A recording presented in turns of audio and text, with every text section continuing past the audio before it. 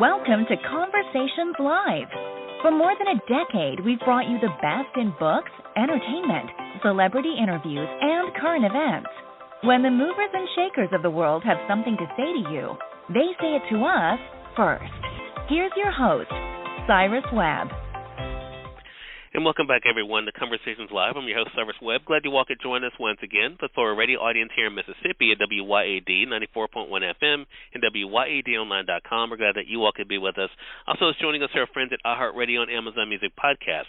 We're glad you all could be with us as well. This is part of our News You Can Use segment here at WYAD, and today we're talking about ways to combat climate change. As climate change emerges as one of America's foremost concerns, experts have been debating the best solutions for this growing problem.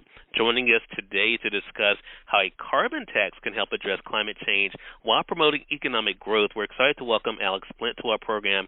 Alex is the Executive Director at Alliance for Market Solutions. We're going to talk to Alex not only about what he thinks about the carbon tax, but also how you can get involved as well. Alex, thank you so much for the time. Really appreciate it. Cyrus, good morning. Good to be with you. So let's start off by talking about the carbon tax, Alex, because this may surprise people when we're talking about climate change. Normally people are talking about emissions and other things. Why do you think a carbon tax is better than other climate change solutions that are out there? You know, Cyrus, I do surprise people sometimes when I talk to them about climate change. First off, I'm a conservative Republican, lifelong Republican.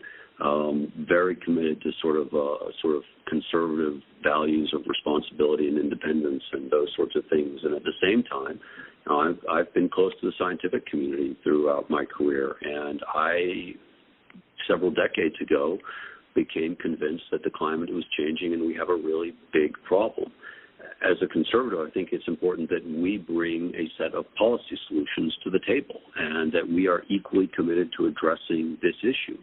And frankly, I think regulations are overly burdensome and prescriptive. I believe the government cannot afford to subsidize our way out of this problem because the government's $30 trillion in debt, and I'm very worried about the impact on my kids' future because of that debt. And so the solution from a conservative perspective is we have to create a market that drives low-carbon technologies into the marketplace. And the way you do that is you put a price on emitting carbon pollution into the atmosphere.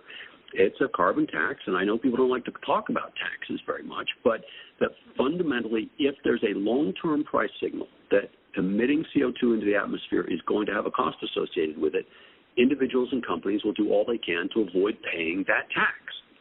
And that is the behavior that we need to have over the long term. So, you know, it's a difficult conversation, but it's a very important conversation right now given the reality of climate change.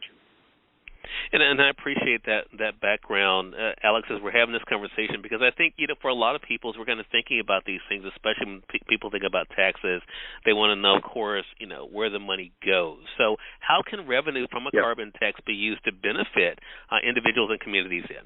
So, Cyrus, first of all, we all hate taxes, right? None of us enjoys paying taxes, and what we should do is we should try to avoid paying the tax, right? So if there's a carbon tax, please don't pay it. Like, change your life so that you don't actually pay it. To the extent the government does collect carbon taxes, though, that revenue should be used to reduce more onerous taxes. I think the most onerous taxes are on earnings and income because I want to see as much earnings and income as there can possibly be to grow the economy. We need that economic growth, frankly, so that we can deal with some of the regulations and the debt that the government is currently carrying. And so, you know, I'm very simple. Revenue neutral carbon tax. Raise some amount of tax off of carbon pollution, disincentivize that. Use that revenue to reduce taxes on earnings and income to incentivize more earnings and income. It's tax reform that's good for the economy and good for climate. Mm-hmm. Well, when we're talking about tax reform, then, Alex, of course, that brings up the legislative body. So in terms of the next steps, what should Congress be doing then to combat climate change? So I think Congress needs to get really serious about climate change and our fiscal condition.